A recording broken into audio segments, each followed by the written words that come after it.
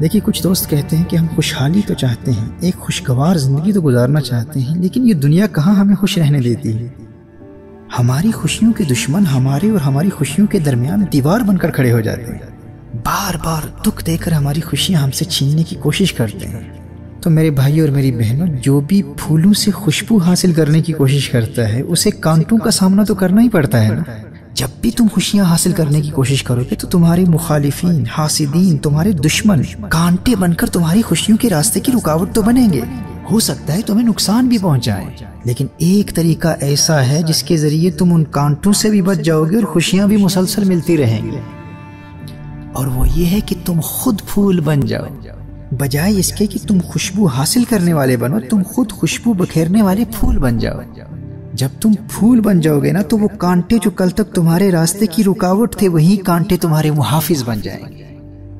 اگر اپنی ذات کے لیے خوشیاں حاصل کرنے کی کوشش کرتے بھی رہے تو کسی حد تک خوشیاں ملیں گی بھی، مگر دشمنوں اور حاسدین کا مقابلہ بھی کرنا پڑے گا اور وہ خوشی بھی عارضی ہوگی۔ لیکن اگر تم خود خوشیاں بانٹنے والے بن گئے اور بغیر کسی لالچ اور دنیاوی صلے کی توقع کے انتہائی اخلاص کے ساتھ لوگوں کو خوشیاں دینے والے بن گئے تو ایک وقت آئے گا کہ کل تک جو تمہارے دشمن تھے وہی تمہارے محافظ بن جائیں گے۔ بس شرط یہ ہے کہ تمہارا مقصد دنیا سے داد وصول کرنا یا کوئی ذاتی مفاد نہ ہو، مقصد صرف لوگوں کو خوش کرنا ہو اور لوگوں کے دلوں میں موجود خوشی کی کیفیت کو متحرک کرنا ہو، ایکٹیو کرنا ہو۔ جو پھولوں سے خوشبو حاصل کرنے کی کوشش کرتے ہیں انہیں کانٹوں کا سامنا کرنا پڑتا ہے، اور وہ خوشبو بھی دائمی یا دیر پا نہیں ہوتی، لیکن جو خود پھول بن کر لوگوں میں خوشبو اور خوشیاں بانٹنے والے بن جاتے ہیں ان کی خوشیاں دائمی ہوتی، ہمیشہ رہتی ہیں۔ اور اگر کوئی ان کی خوشیاں ان سے چھیننے کی کوشش کرے تو جو کانٹے پہلے انہیں چبھتے تھے وہی کانٹے ان کے دشمنوں کو چبھنا شروع ہو جائیں گے، کیونکہ اب وہ خود پھول بن چکے ہیں اور وہ کانٹے ان کے محافظ بن چکے ہیں۔ میرے بھائی میری بہن، جب تم خود خوشیاں بانٹنے والے بن جاؤ گے تو ایک وقت آئے گا کہ تمہاری مخالف ہی تمہاری محافظ بن جائیں گے، اور پھر کوئی تمہاری خوشیوں کی دولت کبھی تم سے چھین نہیں سکے گا، تم ہمیشہ خوش رہو گے۔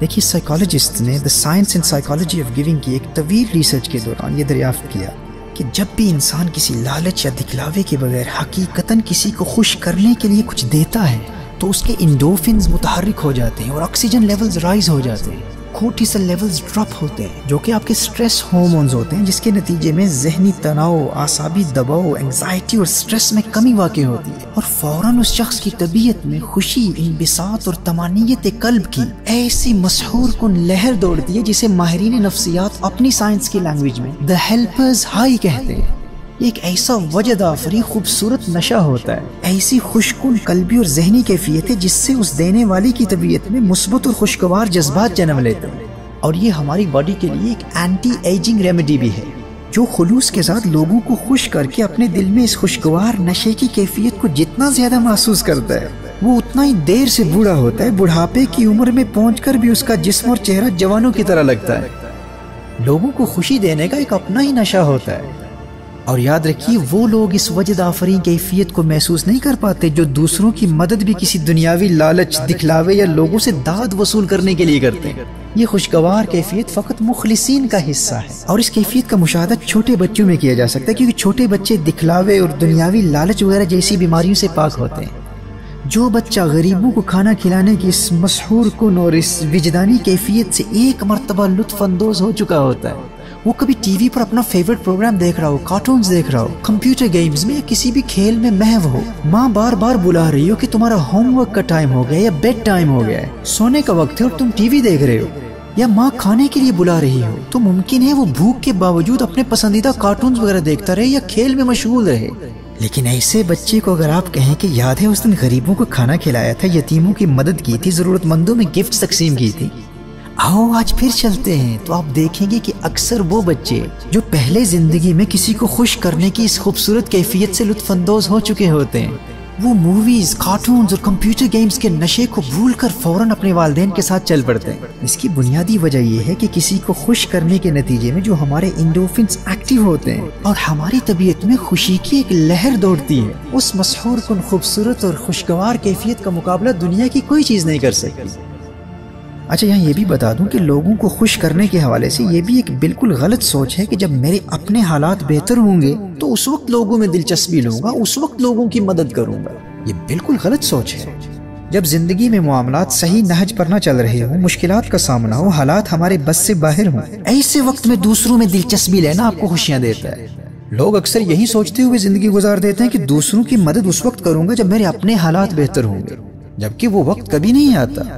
دوسروں کی مدد کرنے اور دوسروں کو خوشیاں دینے کا بہترین وقت وہ ہے جب آپ خود مشکل میں ہوں۔ خود پھول بن کر خوشبو پھیلانے کا بہترین وقت وہ ہے جب آپ کو خود مشکلات کا سامنا ہو، کیونکہ یہی وہ وقت ہوتا ہے جب آپ دوسروں کی مشکلات کو بآسانی محسوس کر پاتے ہیں، کیونکہ آپ خود مشکلات میں گھرے ہوئے ہیں۔ اور ایک فائدہ یہ بھی ہے کہ آپ کا ذہن مصروف ہو جاتا ہے۔ ماہرین نفسیات کے نزدیک ہمارا دماغ کچھ اس طرح پروگرام کیا گیا ہے کہ یہ ایک وقت میں 2 کام نہیں کر سکتا، اور یہی اصول ہمارے جذبات پر لاگو ہوتے ہیں۔ ہم ایک ہی وقت میں خوش اور غمگین نہیں رہ سکتے، بیک وقت خوشی اور غم کی کیفیت ہمارے دماغ میں کو ایگزسٹ نہیں کر سکتی۔ These two opposites cannot coexist in one mind۔ ایک پھول کی طرح جب آپ لوگوں میں خوشبو اور خوشیاں پھیلا کر اپنے دل میں خوشی کی کیفیت محسوس کر رہے ہوتے ہیں، تو اس وقت آپ اپنے غموں کو بھول جاتے ہیں، کیونکہ یہ دونوں متضاد کیفیات بیک وقت ایک دل اور دماغ میں جمع نہیں ہو سکتی۔ ان کا آپس میں آگ اور پانی کا سا رشتہ ہے۔ Water and fire cannot coexist. Water will extinguish the fire۔ لوگوں کو خوش کر کے جو خود خوش ہوتا ہے تو اس کی خوشی کی یہ کیفیت اس کے غموں کی کیفیت کو دور کر دیتی ہے۔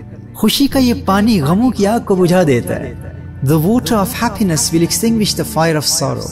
اور پھول بننے کا تیسرا فائدہ یہ ہے کہ آپ کے راستے کی رکاوٹ بننے والے آپ کے دشمن رفتہ رفتہ وہ کانٹے خود آپ کے اپنے محافظ بن جاتے ہیں۔ اگر یہ کام خلوص کے ساتھ کیا جائے تو اس میں برکت اتنی ہے کہ آپ کے اپنے حالات بہتر ہو جائیں گے۔ میں اکثر کہا کرتا ہوں کہ اگر آپ کی اپنی اولاد نافرمان ہے اور آپ نے بہت کوشش کی لیکن کوئی اثر نہیں پڑا تو گھبرانے کی ضرورت نہیں ہے، دوسروں کی نافرمان اولاد کو تلاش کیجیے اور خلوص نیت کے ساتھ انہیں ان کے والدین کا فرما بردار بنانے پر محنت شروع کر دیں۔ اس کی برکت دیکھیں گے کہ آپ کے اپنے بچے خود بخود آپ کے فرما بردار بن جائیں گے۔ ہمارے ہاں المیہ یہ ہے کہ اگر اپنے نہیں سنتے تو پھر خواہش ہوتی ہے کہ دوسروں کے بھی نافرمان ہو جائیں، تاکہ ہم لوگوں کو یہ کہہ کر خود کو تسلی اور مصنوعی سی خوشی دے سکیں کہ صرف میرے ہی نافرمان نہیں، فلاں کا بیٹا بھی نافرمان ہے، فلاں کی بیٹی بھی نافرمان ہے۔ اور اگر دوسرے کا فرما بردار نکلتا ہے تو پھر ہمارے غموں میں اضافہ ہوتا ہے۔ اس لیے میں کہتا ہوں کہ پھول بن جاؤ، خود بخود تمہارے حالات بھی بہتر ہو جائیں گے اور کانٹے بھی محافظ بن جائیں گے۔ یہ بات لوح دل پر نقش کر لیں۔ یہ جو خوشی ہے نا، یہ حاصل کرنے کی خواہش اور تمنا سے نہیں ملتی، خوشی بانٹنے سے ملتی ہے۔ جب ہم قریب سے جائزہ لیتے ہیں تو معلوم ہوتا ہے کہ ناخوش رہنا خوش رہنے سے بہت آسان ہے، کیونکہ نیگیٹیوٹی، منفی خیالات اور جذبات بہت تیزی سے نشو و نما پاتے ہیں۔ منفی رویوں کو دماغ بہت جلد قبول کر لیتا ہے۔ ناخوشی یا پریشانی یہ خود رو گھاس کی طرح اگتی ہے، جبکہ خوشی گلاب کے پھول کی طرح ہوتی ہے، اسے اگانے کے لیے پانی دینا پڑتا ہے۔ خوشی کے پھول کو پیار سے اگایا جاتا ہے اور پھر اس کی حفاظت بھی کی جاتی ہے، جبکہ ناخوشی تو بغیر بوئے بغیر اگائے خود بخود اگ جانے والے خودرو گھاس کی طرح ہوتی ہے، وہ خود بخود پیدا ہوتی رہتی ہے۔ اس لیے خوشحال زندگی گزارنے کے لیے مکمل ٹریننگ حاصل کرنے کی ضرورت ہے۔